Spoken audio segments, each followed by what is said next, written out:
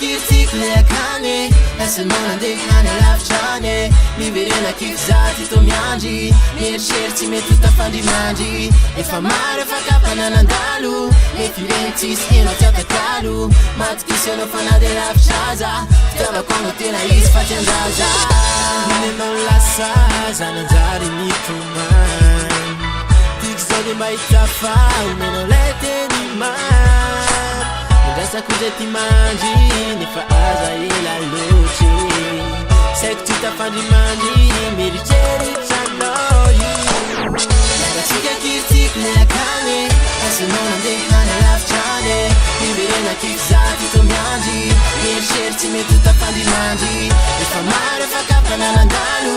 efireny tsisy ena tiatakalo matokisy anao fanady lavitra fitiavako anao tena izy fa ty anjaza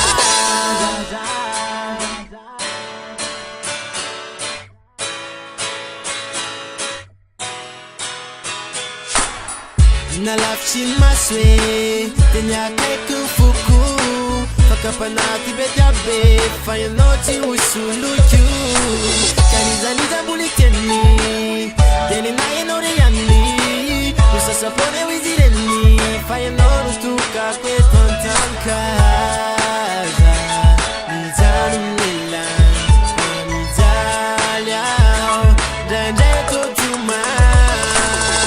miaratsika kiritiky le akany asanao nandeha any lavitra any miverena kifizaty to miandry mieritseritsy mety ho tafandrimandry efa maro afakapana nandalo efireny tsisy ena tiatakalo matokisy anao fanady lavitra fitiavako anao tena izy fa ty anjaza rakitra fanalilay akany antsika nolalovandrawanailay andro nibaliky minany efa fambola isavy zany jaravolay fitira elanelantany efa vita fatimaky miamitsika ro redareda tsy ho fatiky mabebibo efa vita amizay tsy mba izara ro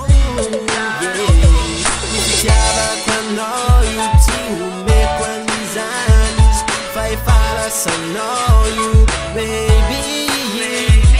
repankala iala mainy eo izy miantsika ro lay fity tena izy miaratsika kiritiky le akany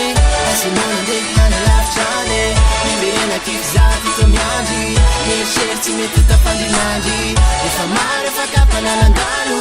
efireny tsisy ena tiatakalo matokisy anao fanady lavitra fitiavako anao tena izy fa ty anjaza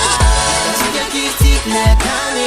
asanao nandeha any lavitra any miverena kifizaty to miandry mieritseritsy mety ho tafandrimandry efa maro afakapana nandalo efireny tsisy ena tiatakalo matokisy anao fanady lavitra fitiavako anao tena izy fa ty anjaza